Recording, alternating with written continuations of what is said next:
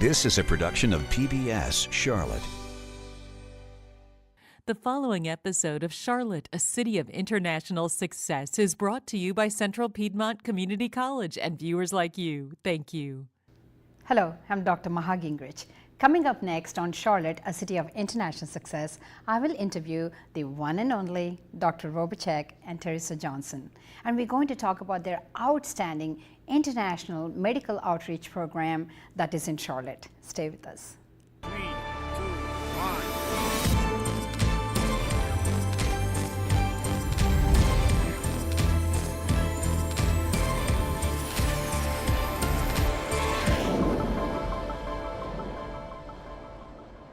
Welcome to Charlotte, a City of International Success. I'm Dr. Maha Gingrich. Today our guests are Dr. Francis Robichek and Teresa Johnson, and they are from International Medical Operations Program. Welcome to our show. Thank you. My pleasure. Oh, it's a pleasure is all mine, believe me, because Dr. Robichek, so many people know you. But at the same time, we do have a lot of new people coming into our region. So I would definitely like to talk a little bit about where you're from. You're originally from Hungary? Yes, I came from Hungary in 1956 to Charlotte. To Charlotte? Yes. Wow, why Charlotte? I had an uncle who immigrated in the 20s, Andrew Roby. He cut off half of his name from Robichek to Roby. He was a contractor. And his firm is still alive. You see trucks running around Charlotte, written on them Andrew Roby. Oh, okay. And we planned with my wife Lily to spend a weekend with Uncle Andy, and we haven't seen any reason to leave. And it was in 1956. What is your profession? I know you went to Budapest University, right, to get your medical... Before I left Hungary, I was chief of cardiac surgery at the University of Budapest. And when I came to Charlotte, there was a chest surgeon, Paul Sanger, who practiced with another chest surgeon, Fred Taylor. And Paul wanted to start heart surgery in Charlotte. So I started heart surgery. It was an easy job because nobody was ahead of me. There was no competition. Wow. So are we saying that then the first heart surgery happened here in Charlotte for you? We did in Charlotte and in Western North Carolina. Yeah. And that was a lot of other first done in the Memorial Hospital, now Carolinas Medical Center. Yeah. And I like to stay where the action was. Teresa, you are from I'm Cincinnati, from Cincinnati, Ohio. I love it. You know, But that was a very long time ago. when did you come to Charlotte? I came to Charlotte in the early 80s. Early 80s. And then here comes another $1 million question for me. How did you two hook up? I'm sorry, I literally use that word because when we were talking before that, and it's just very hard for me to see how you started working with Dr. Robichek. His daughter, Suzanne, is a lawyer. My ex-husband is a lawyer, and so when I was looking for a job, she kept calling and asking me if I would come to work for her dad. And so I finally said, all right, I'll go talk to him, but I'm not making any promises. So I went to see him and to talk to him, and he said, all right, I'll hire you. And I said, well, all right, I'll take the job. We sort of acted like we were doing each other a favor at the time, but little did he know. I knew he was having, like, we called it Murphy-Brown syndrome.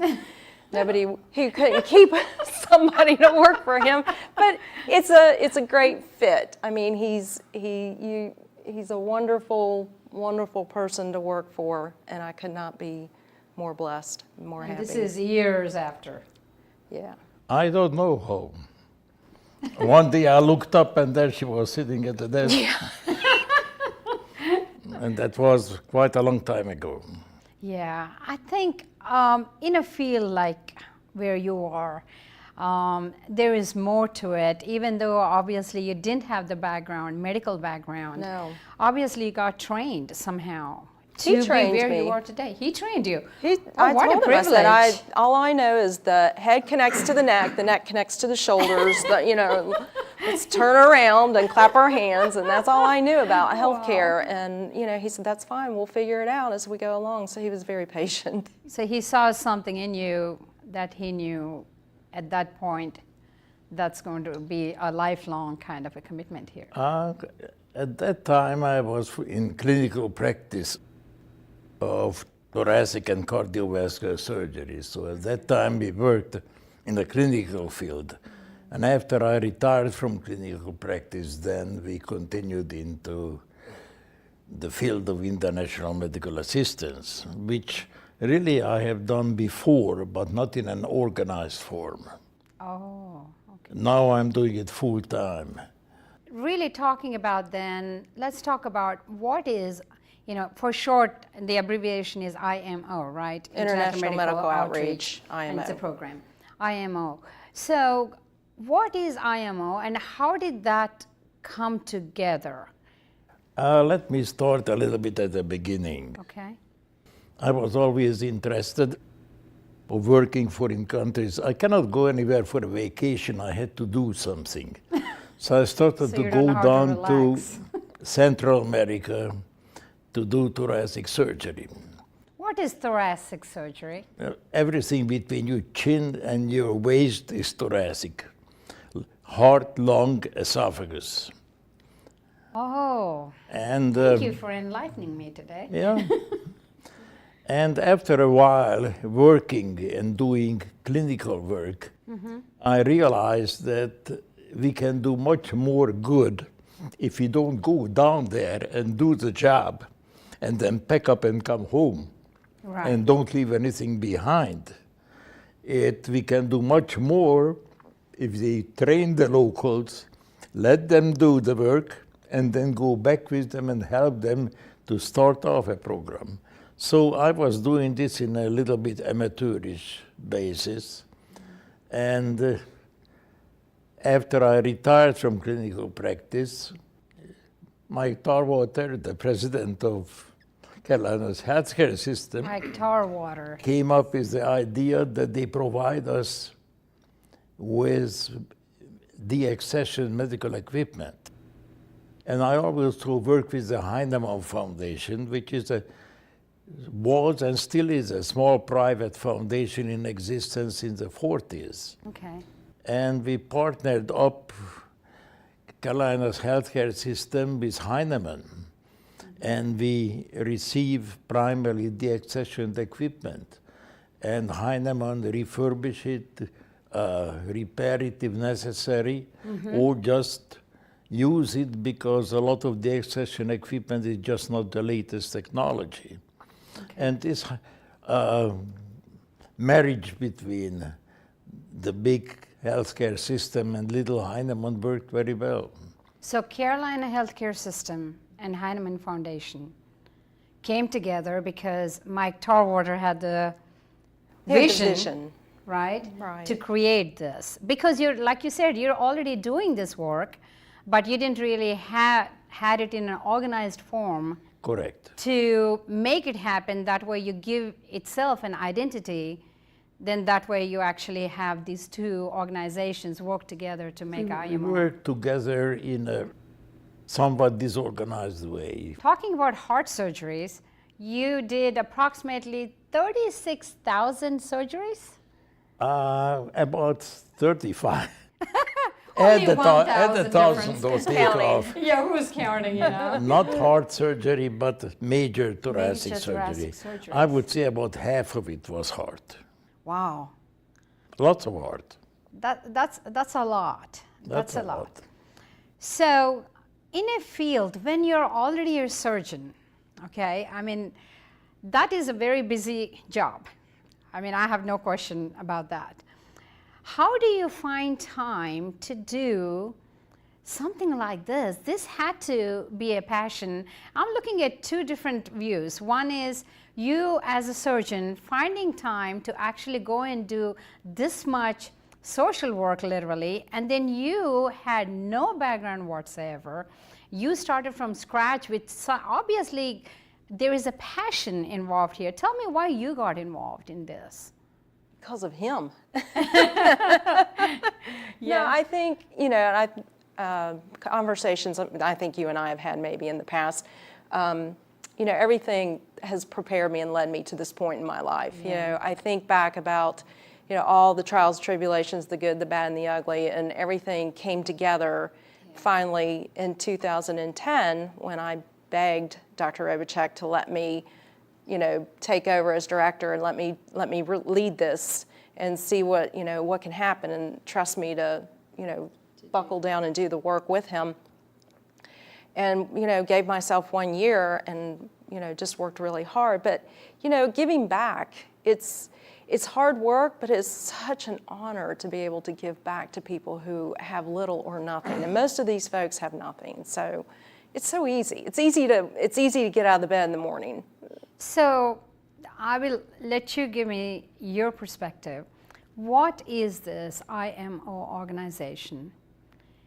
Why, you know, Dr. Robichek specifically talked about making sure that you don't just train them and leave them. Right. You just don't go fix it and leave.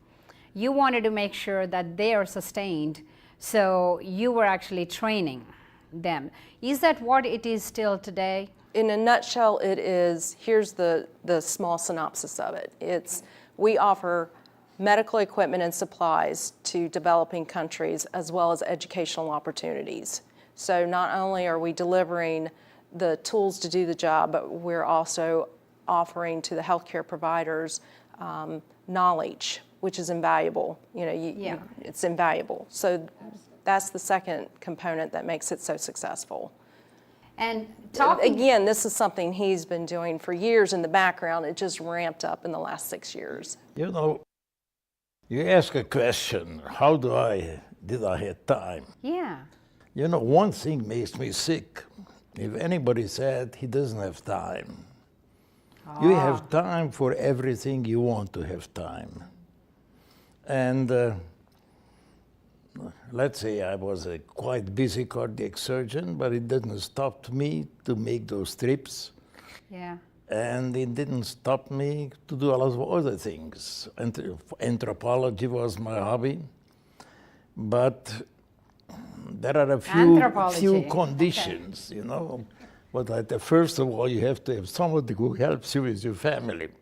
And that was my wife, who raised 4 children. Wow. And I have to admit, a little bit, I neglected them, but I was always there when I needed them. Yeah. Number 2, live close to the hospital. Because if you commute, that's not life. That you are dead during this time when you commute. Right, you're wasting time. Then learn to sleep less. And if you sleep less, you live longer. And you live longer while you are still young. You don't live longer when you're old. You want to live longer when you are young. And finally, don't play golf. And that helps a lot. So if you add all of this together, you have time for everything. What there is, I told you, to work with the locals, that's elementary. Yeah. We are running a heart surgical program today in Belize. And there is a lonely heart surgeon who doesn't have any support. Wow. So we are in Belize practically every month, a whole team from Charlotte, but he never done an operation. He's doing the operation, we are helping him. I am going to Guatemala for the last 40, 50 years. I never operated there, but I participated in dozens and dozens heart operation and chest operation. I helped the Guatemalan surgeons we trained in Charlotte. We trained about 60 Guatemalans, Hondurans, Belizeans, you name it. Wow. And Teresa maintains a guest house, and they are come and go and come and go. Now it's more difficult than before because of legalities. Sure, sure. So you do have... We're sending, recently, just last week actually, a team from Levine's Children's Hospital went to Chimaltenango, Guatemala, and they were offering and provided training to the providers there, the physicians and the nurses, CPR, intubation, I mean, they just, and it's growing, it keeps growing exponentially. So, I'm also now we're looking at physical therapists getting involved and working in a center in Belize and in Guatemala. So, the training is in country, the training is in Charlotte, it's pivotal to the success. Let me ask you, obviously, you saw a huge need for this. I want to make sure that we are clear on this. The equipment, like Dr. Robichek has said, that you're using is the equipment that is already shelved. So tell me a little bit about it. So the equipment is generally the equipment that comes out of Carolina's healthcare system is equipment that no longer supports the technology that we're currently using in the United States. Because we want to be number one in medical field. Correct. We need to have most up-to-date, most technology, cutting edge everything. Technology. Right. Here. We want the best of the best, and the United States proudly offers that. Absolutely. We're fortunate to be in that position. So yes, to be clear, the equipment that comes out of the hospital generally doesn't support the new technology. It's end of life for what we would consider in the United States. However, we can still get parts for that equipment, so when it is deployed into another country, if it breaks down, they can still, for the next 5 to 10 years, get the parts to make the repairs to the equipment. So, there's still life in it. Yeah. It just doesn't meet our USDA standards. So So you refurbish this and safety check it, make sure there are no kind of recalls, anything. So we have so many partnerships. It's incredible. And how many people have jumped on board. I mean, we have engineers who help us. We have companies who help us, not just with the equipment, but they also help us with the shipping. They help us with, it's incredible. it takes a village. It certainly takes a village. So it is not just the foundation, it's not just IMO, it's just not the hospital. No, we receive grants. We receive significant support from the Bissell Family Foundation, from the Dixon Foundation, from the Levine Foundation, and we have major projects which are supported by grants. Let me give you examples. We doubled the heart catheterization laboratories in Central America. Wow. We sent on 7. The Guatemala Heart Institute had a problem. They had a surgical capacity, but they didn't have the patients. There was a gap between the patient and the Heart Institute. The patient, they were mainly native population, took them 6-8 hours to get back to the capital on top of buses and so on. Oh, wow. And there was no local diagnostics.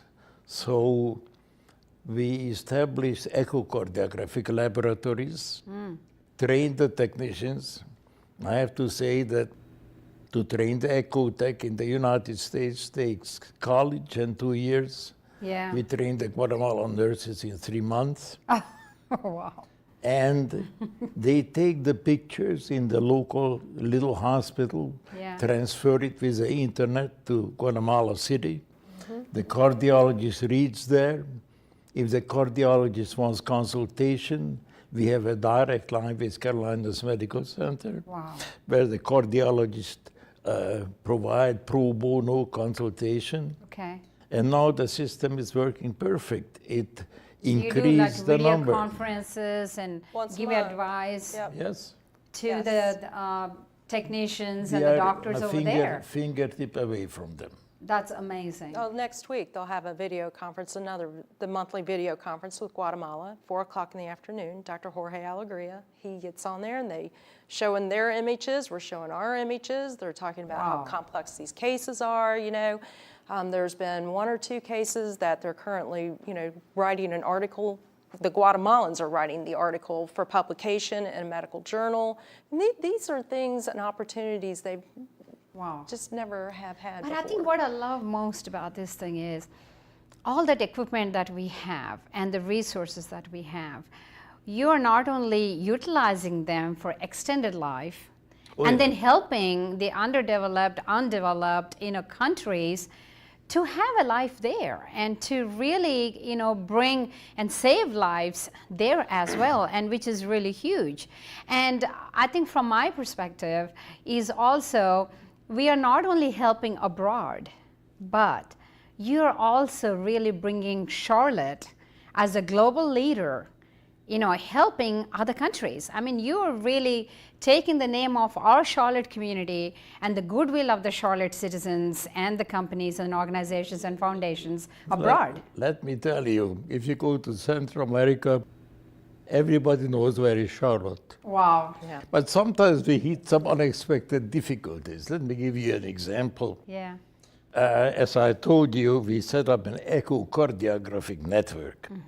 And an echocardiographic machine, it's as big as a refrigerator. Right. And whenever we got one there was a very nice reception.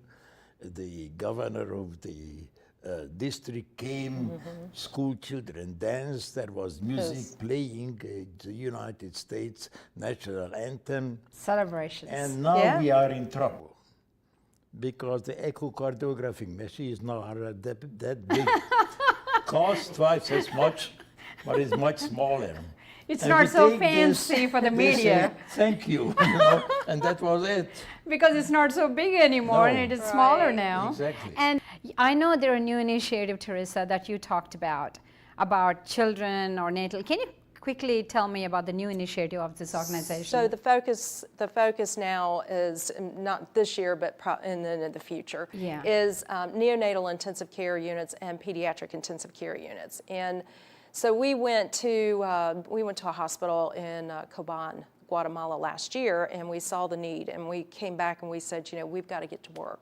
This is a dire situation. There's nothing in these ICUs. They don't Wow. have infant warmers, no incubators, Wow. no ventilators. It was just sad in those, Babies are in shoe boxes. Oh, basically. Painful. And mothers Painful to are see the sitting babies. beside a bed that's actually an exam table that you would see when you go to your primary care physician, Yeah. sitting there with the baby day and night. And it's That's just hard. so heartbreaking. So this year, after we installed the intensive care unit in Coban, there was a 50% rate reduction. 50% decrease in infant mortality. mortality. 50% decrease in infant mortality. If you, That is amazing. if you extend Yeah. the life of a neonatal intensive care unit for 3 years, it's about saving a baby for $60. $60 you can save a baby. I know Mike Tarwater has started, but just with the way it has been organized, we don't have to worry about this. Whether you retire, he retires, no matter what the situation is, it's going to go on. I certainly hope so. It has will. to. Certainly hope so. It will. And so in one line, tell me about, this is a passion. There's no question about this, okay? What has ignited this passion? Was it the need when you went and saw during your vacations, when you saw these people? You said, oh my gosh, I have to make a difference here and make more people live. I believe that goodwill and volunteerism means a lot. But I also believe that professionalism is a leading factor. You want to board an airplane and the pilot comes on and said, I'm going to take these 200 wonderful people back to their loving family, get off the plane. When a pilot comes on, he said, I'm a pilot, I'm going to fly you to Chicago, and I fly you well because I'm a good pilot, stay on the plane. So it's a combination. And you have to have the goodwill, you have to give up some other things to do that. But the main force is, I'm a surgeon, I have to do surgery.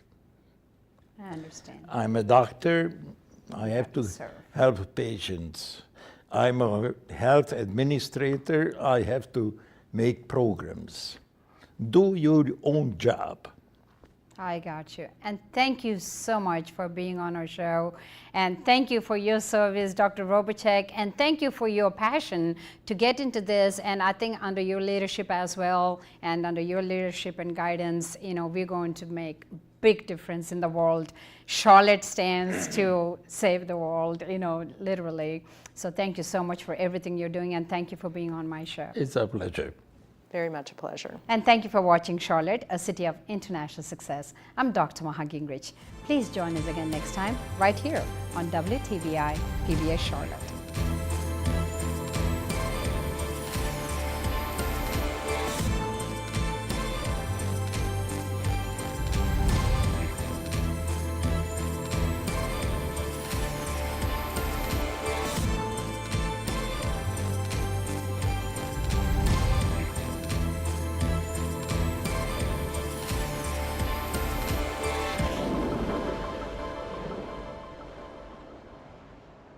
A production of PBS Charlotte.